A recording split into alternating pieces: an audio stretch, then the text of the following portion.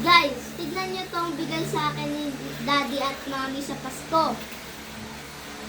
Ito nga pala ay ang cult na Funko Pop na binigay sa akin ni Mommy at Daddy ngayong Pasko. So, buksan natin. Teka lang, kung bago nga pala kayo sa aking channel, please hit the like and subscribe. Okay, buksan na natin ito. Oo nga pala guys, itong cult na Funko Pop ay parang kasama yung Iron Man na Funko Pop natin na nandun. Nandun siya guys. Magkaparehas sila na parang team. Wow. Ganda guys.